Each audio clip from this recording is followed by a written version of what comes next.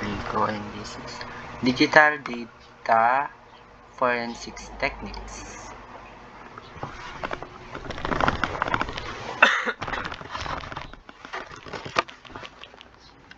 So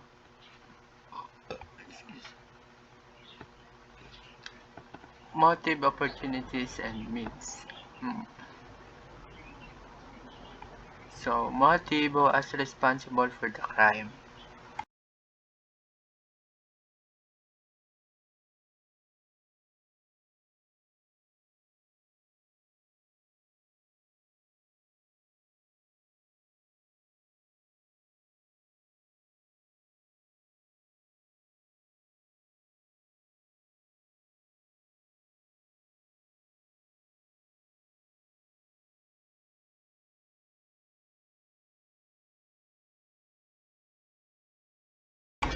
Opportunities, where and when was the crime committed. Means refer to the method that was used to commit the crime. Legal hold. The legal hold is a process that an organization might use to contain all relevant data when litigation is expected.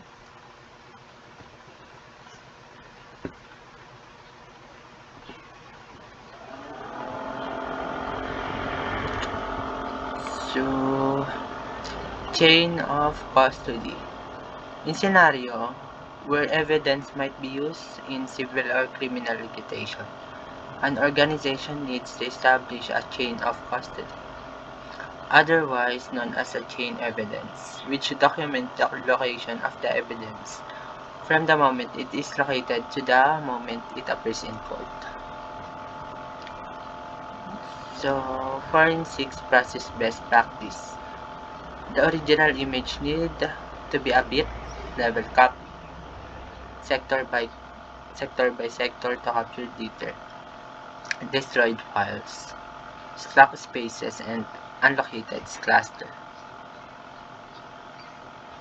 So the original image is called the source of the primary image. The forensic investigator should only work from a copy of the source's image called secondary image. The image should be time-stamped to show when the data was gathered. Before moving the image to a media location, it is vital to confirm the destination has enough space and is secure. So, data acquisition.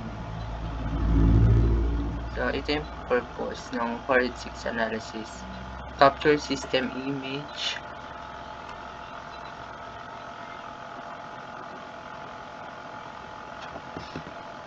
network traffics and logs, capture video, record time offset, take hashes, screenshot, witness, and interview. So, firmware. Firmware is software preserved on a ROM chip.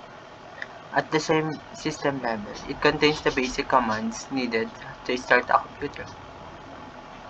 Snapshot. A snapshot is a copy of application, disk, or system. Typically, an organization will use snapshot to restore a system or disk to a specific time.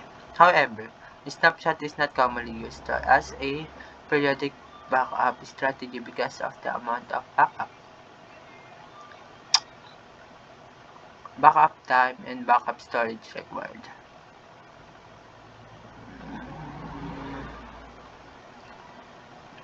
Audit clauses.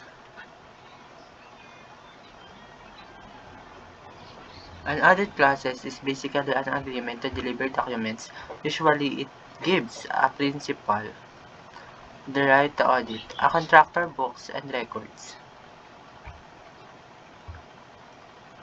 So, hashing algorithm.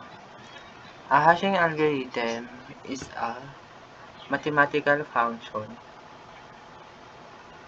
that maps data is different size out to a hash fixed size. So, one is MD5. MD5 is a message digest algorithm. 5. is one of the two most widely used hashing algorithms. The function takes an input arbitrary length and produces a message digest that is 128 bits long. So, SHA or the secure hash algorithm. The one of the two most extensively used hashing algorithms is the most common standard used for generating digital signatures. SHA was invented by NASA. So, HMAC or hash-based message authentication codes.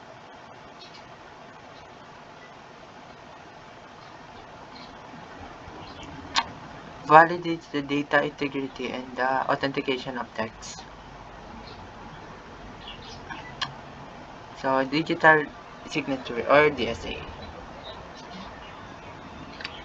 Digital signature is considered a standard for digital signature. It provides message authentication, integrity, and non-repudiation. DSA creates a digital signature by using unique mathematical function involving two 160-bit numbers. These numbers originate from the message digest and the private key. Data provenance. Data provenance denotes records of the input entity's system and processes the influence interest data, offering a historical record of the data and its origin.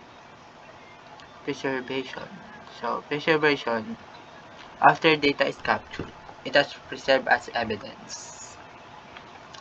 E-discovery.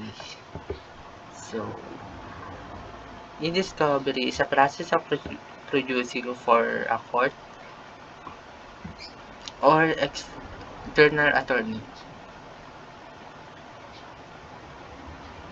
So, identification, preservation, collection process, review, analyze, production, and presentation.